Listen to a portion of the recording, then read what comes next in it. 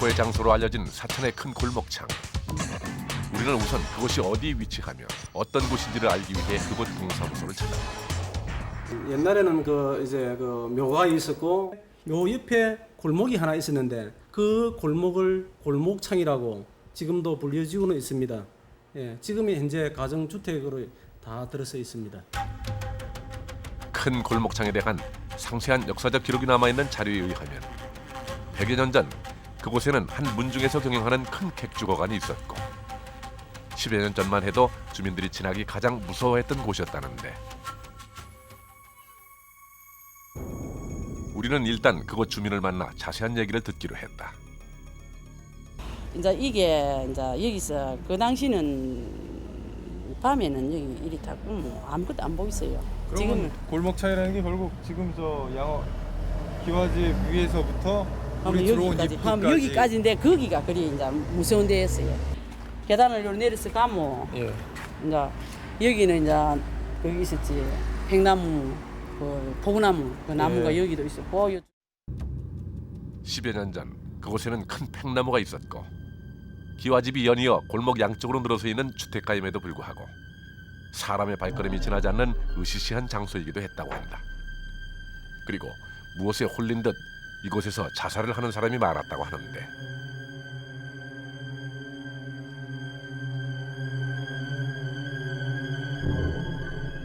어떤 할아버지도 한 분 객사를 여기서 했고 이것도 건물 지을 때도 이제 사람이 하나 떨어졌어. 또 그걸 해놓는 게 사람들이 그 당시만 해도 이제 그런 말을 하지. 그 골목이 금난 골목이 돼서 그렇고 그런 이야기는 많이 했어요. 내가 들은 바에는 이제 귀신이 울고 비질도 하고 이제 어떤 날 돌팔매도 날라오고 그네를 뛰고 있고 이제 그거는 그 그네 뛰고 하는 건 사실이었어요. 우리는 그녀를 통해 큰 골목창 주변을 떠돌고 있는 다른 소문도 들을 수 있었다.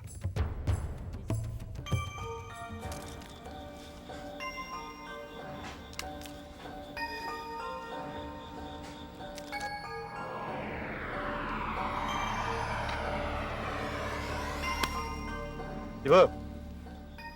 이봐요. 여기서 자면 어떡해요? 이봐요.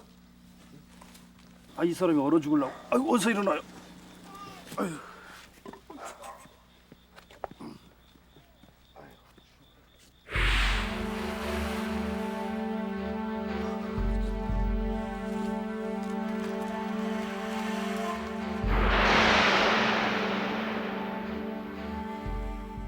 (1979년) 겨울 어느 방범대원이 겪었다는 일이었다.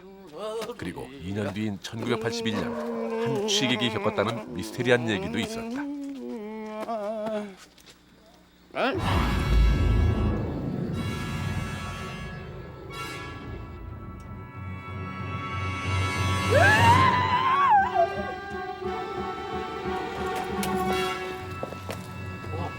이 사람이 말이야 취해가지고 어디 목매단 여자가 있단 말입니까? 에? 아이고 분명히 있었는데.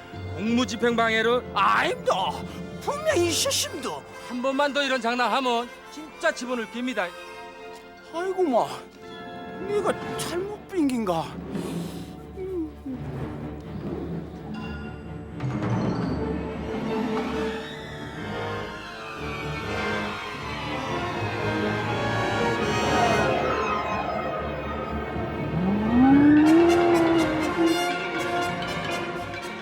골목창을 중심으로 떠돌고 있는 여러 가지 공포스러운 소문들. 우리는 그것들이 과연 근거 있는 것인지를 알아보기 위해 실제 체험자를 찾아 나섰다.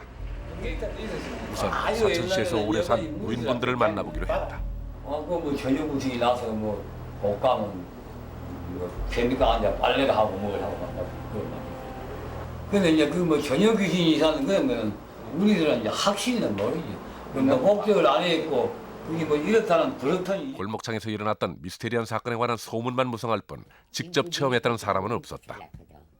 그러나 경로당 노인들을 통해 직접 체험을 했다는 75세의 할머니 한 분을 소개받았고 그녀를 직접 만났다. 비 오는 날 그날 뛰는 소리가 나고 소복이 이제 입은 게 할랑할랑할랑 그랬지 이 얼굴에 그렇게 못 보고 그래 전날 떠는 소리만 나. 휙휙휙 와 살인. 큰 골목창엔 과연 어떤 사연이 있기에 이토록 미스테리한 일이 계속된 것일까? 우리는 직접 체험한 할머니의 얘기와 큰 골목창에 관한 자료를 토대로 사연을 재구성해 봤다.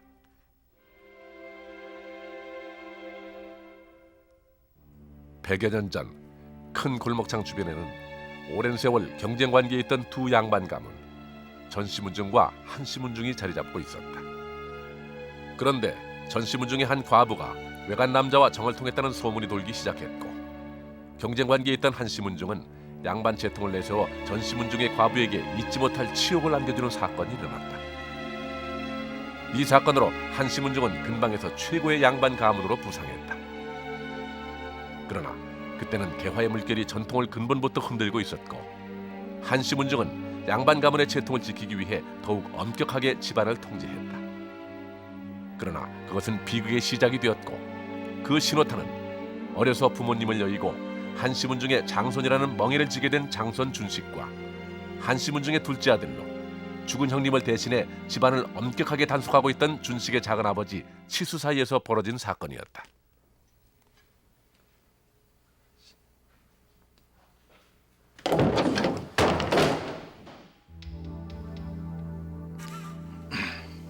내 놈이 감히 어떻게... 여봐라! 저놈을 당장 끌어내라! 이 망할... 내 이놈은... 이놈 머리가 자랄 때까지 헛가려가지고 바깥 출입을 못하게 해라!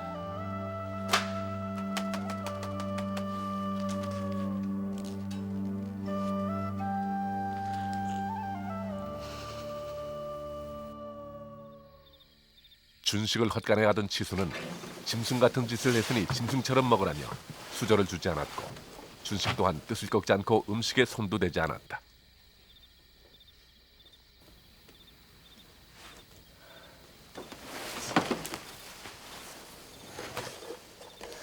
이복의 조카, 이제 그만하고 잘못했다고 말씀드리게. 말씀만 머리가 자랄 때까지지. 잘못했다고 말씀만 드리면 할아버지든 작은아버지든 용서하실 거야. 응? 참, 못난 사람.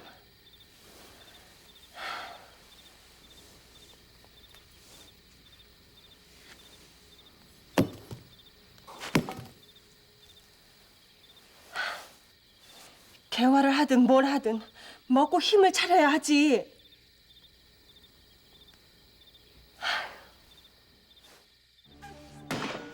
한시문중 남자들의 자존심 대결은 오랜 동안 계속됐다.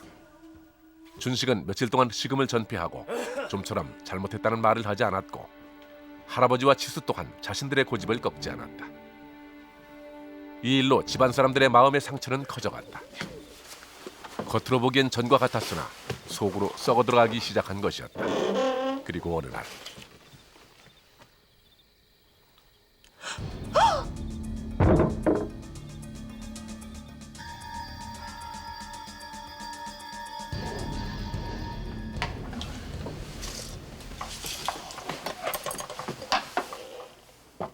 애미는 아직 누워 계십니다.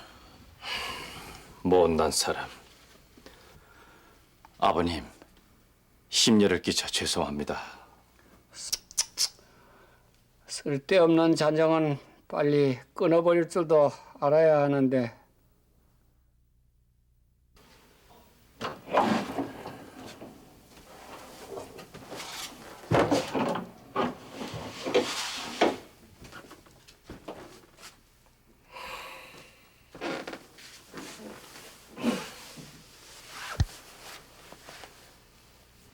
이제 그만 좀 하시게.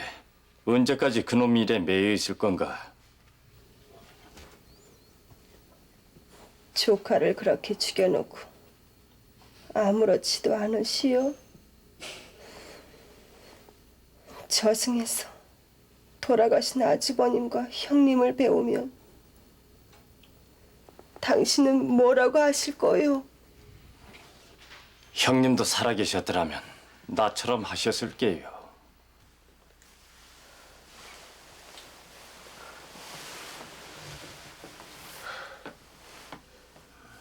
아무리 가문의 체면이 중요해도 어찌 생때 같은 장손을 굶겨 죽인단 말이요. 이제 그만하고 일어나시오. 그리고 은실이 혼사도 준비해야 되지 않소? 은실이 혼사라니요? 아, 이대로 대를 끊을 수는 없지 않소? 그래서 내 대를 사위 자리를 하나 봐두었네.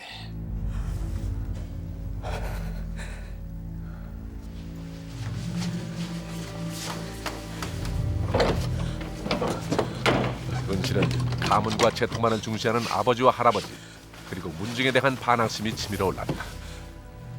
사촌오빠 준식이 죽은 지 얼마나 됐다고 어느새 자신을 이용해 대를 이으려 한단 말인가. 천륜보다 인간의 정리보다 더 중요한 것이 가문의 채통이란 말인가. 은실은 숨통이 막혀오는 집에서 한시도 머물 수가 없었다.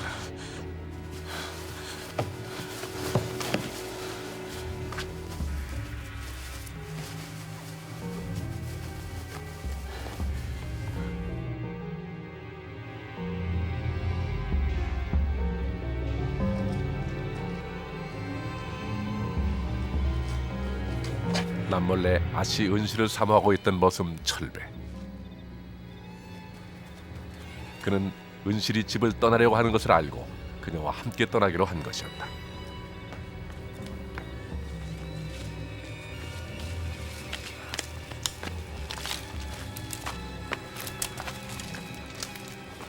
은실은 혼자 가는 것보다는 나으리라는 생각과 아버지와 문중에 대한 반항심에 함께 도망쳐도 좋으리라는 생각이 들었다.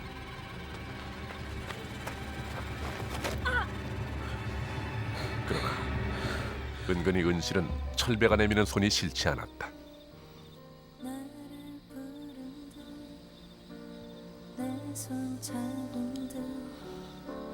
놀란 듯이 잠에 섰겠어. 어둠보다 혼자란 것보다 그리움이 더 두려웠어. 너의 마음속 날 담을 곳이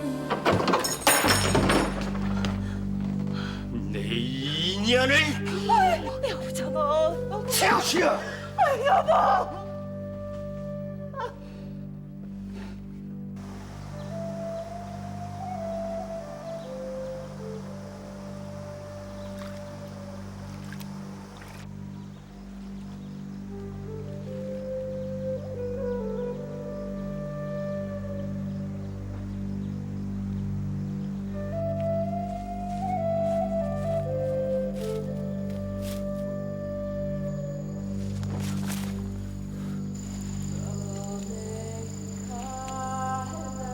아씨. 아버지! 아버지! 잘못했어요! 아버지 용서해 주세요! 잘못했어요! 한 번 집을 나간 여식은 그 더러운 몸을 다시 집안에 들여놓을 수 없다며 치수는 문중에서 운영하던 객주에 있던 머슴들 처소에 은실을 가뒀던 것이다.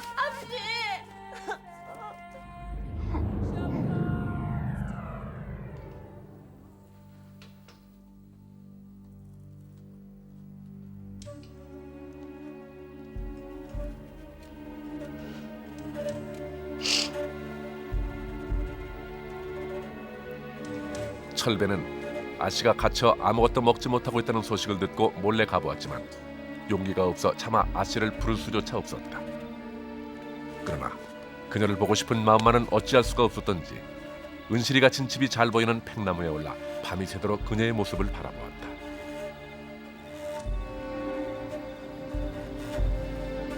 아씨.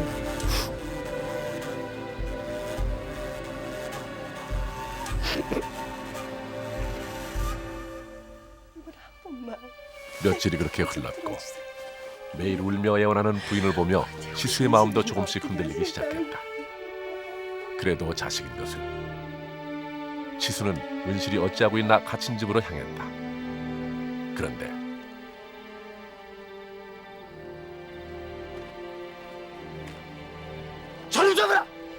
그래도 마음 한구석 믿고 싶지 않았던 머슴 철배와 은실의 사이를 눈으로 확인하는 순간 분노를 잠재울 수가 없습니다.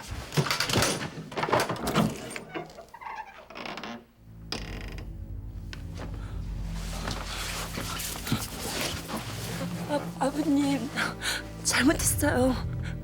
용서해 주세요. 잘못했어요.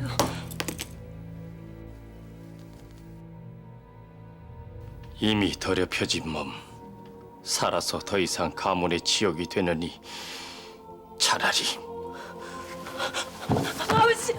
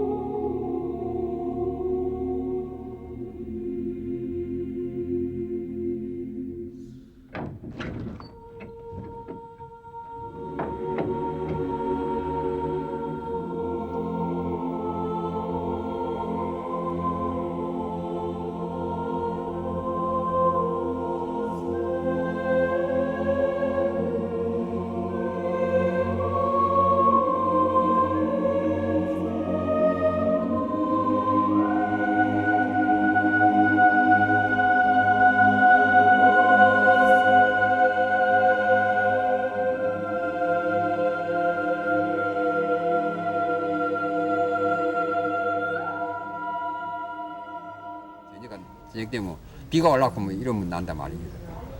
한 2, 30년 전에 제가 어릴 때 들은 이야기인데 밤에 지나가면 저녁 있으니 옛날에 그 나무에 목을 매달고 죽어서 밤에 이렇게 녹는다는 이야기를 들어서 우리 어릴 때도 그 부근에는 가서 논 적이 없거든요. 밤에 지나가지도 안 하고.